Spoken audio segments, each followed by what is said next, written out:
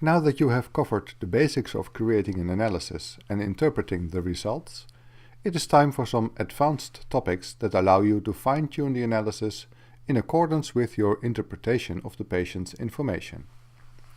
The topics we'll cover are using weights, balancing symptoms, polar rubrics and contraindications, rubric groups, rubric overview, and filtering the results on remedy families. Many actions can be performed on multiple selected lines at once. To select a single line, just click on it with the mouse. To select a range of lines, click on the first line, hold the Shift key, and click on the last line.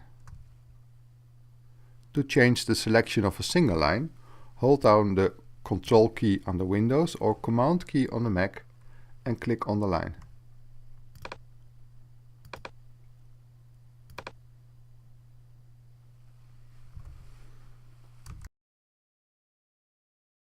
Every symptom and every rubric can be assigned a given weight. Just like you assign a certain importance to a patient's symptoms, or just like a remedy in the repertory can occur with different grades, you can assign a certain importance to each of the symptoms and rubrics. By assigning a higher value, the symptom or the rubric is counted with more importance in the analysis result. And by assigning a weight of 0, the symptom or rubric is excluded from the analysis completely. To set the weight, first select a symptom by clicking on it with the mouse. Now there are several ways to set the weight. Simply press any of the keyboard keys 0, 1, 2, 3 or 4. Or select one of the toolbar buttons.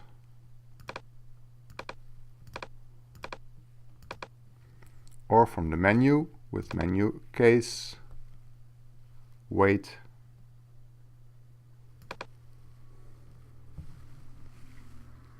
this example shows a case, an analysis in which weights are set. This is just for demonstration, it is not a realistic case example. You see the toolbar buttons on the left. The toolbar button always show the actual weight value of the given selected symptom or rubric. The X before a symptom or rubric indicates a weight of 0. It is excluded from the analysis. Balancing of symptoms is an advanced analysis mechanism compensating the use of many or few rubrics in a symptom. When balancing is switched on, which it normally is, you can place as many rubrics under a symptom as you want without disturbing the analysis. In traditional analysis, you would have to carefully select rubrics in an analysis, because if you would use too many rubrics to express a certain symptom, the remedies matching that single symptom would start to dominate the analysis. Likewise, if you would use only a single rubric, the remedies in that rubric would not sufficiently contribute to the overall analysis compared to rubrics used for the other symptoms. With balancing of symptoms switched on, every symptom is counted with the weight assigned to it. No matter whether you place a single rubric under it or let's say 10 rubrics. Balancing symptoms is switched on/off with the toolbar button, found on the right side of the window, or with menu Analysis Balance Symptoms. Let's take a look at this example. In this analysis, many rubrics are used to express the head pains. If no balancing is used, glonowin dominates the result, whereas with balancing, natriureticum becomes more apparent.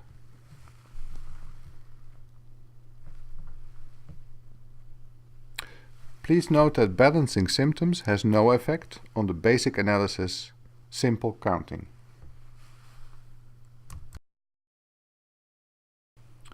Polar rubrics are two rubrics which have an opposite meaning.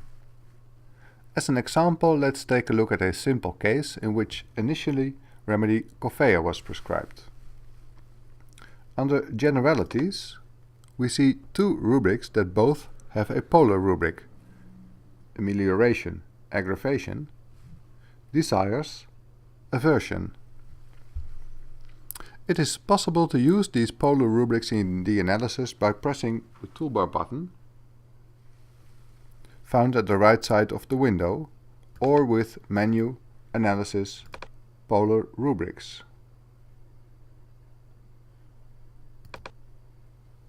Now, under both rubric ML and desires, their polar rubrics are shown. The result of the analysis is also changed because the values of remedies are now corrected with the values in the polar rubrics. Remedy Coffea is now colored red, because in this contraindicated it is contraindicated. A contraindication is a situation in which a remedy occurs in one rubric in a low grade, grade 1 or 2, or does not occur at all, but in the polar rubric in a high grade, 3 or 4.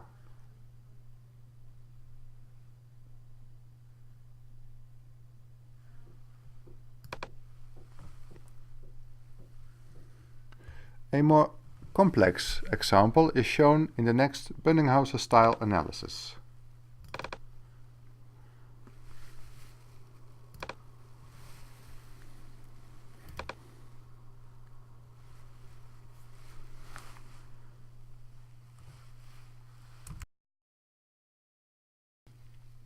Grouping of rubrics is done when you want two or more rubrics to count as if they were together a single rubrics. There are two ways of grouping rubrics: crossing, only remedies that occur in all rubrics are used, or combining, remedies from any of the rubrics are used. Some examples of grouping. Crossing of rubrics can be useful when there is no rubric in the repertory that exactly describes a patient's symptom, but only more generic rubrics. For example, the patient tells that during fever he has anxiety in bed in the morning.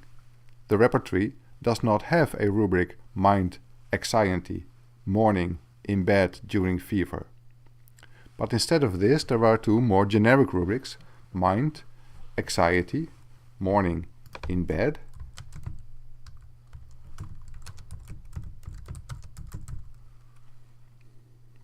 and mind, anxiety, fever, during. By crossing these two rubrics, a new grouped rubric is created containing only the remedies that occur in both rubrics. Combining rubrics can be used when the patient has a symptom that is not found exactly, but can be found under more specific symptoms. For example, a desire for pizza. Why is it that the patient likes pizza?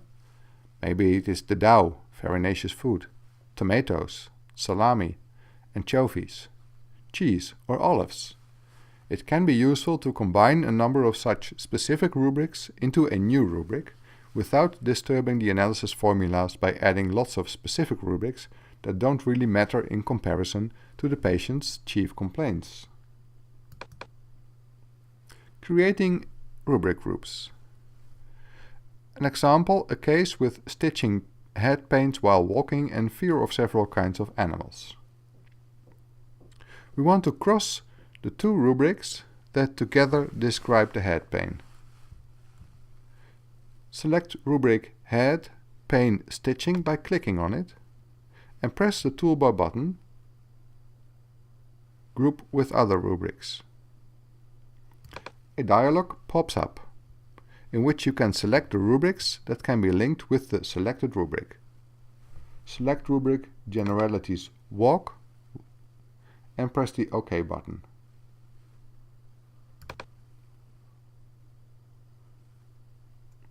For the second group, we will choose another method. First we select the 3 rubrics Mind, Fear, and press the button once more. Now we select option Combine and press the OK button. The resulting rubric list now shows a combined rubrics and crossed rubrics. To change a group, simply click on the group's main rubric and press the button. In the dialog, toggle rubrics on and off by clicking on them. You can also remove a rubric from a group by clicking on it and pressing this button, Remove Grouping. To remove a group completely, click on the combined group and click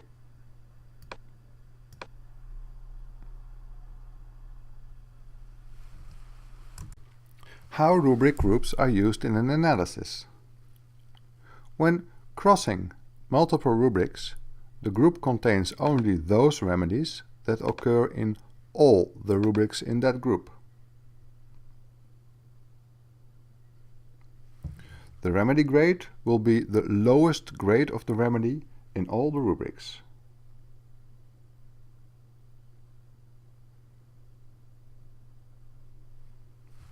When combining multiple rubrics, the group contains remedies that occur in any of the rubrics in the group. The remedy grade will be the highest grade found for the remedy in any rubric in the group.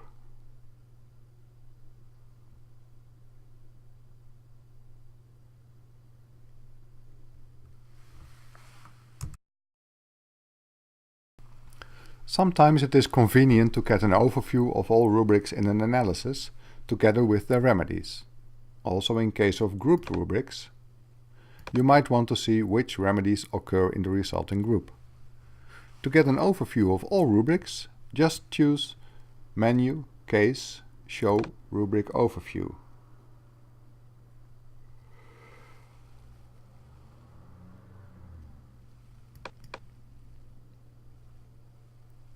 The Find module opens showing the following: combined rubrics, the individual rubrics with the remedies, etc.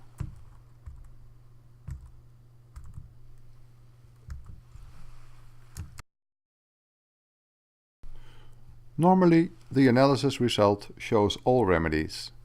You can restrict the result to only those remedies that are part of a given kingdom, family, or some other group. To do this, simply make a selection from the drop-down list in the toolbar.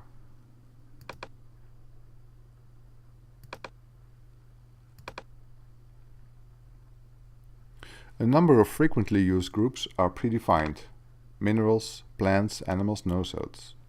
To choose another group, simply select option Other, and a dialog will appear in which you can select one of the groups in the Kingdom and Families section.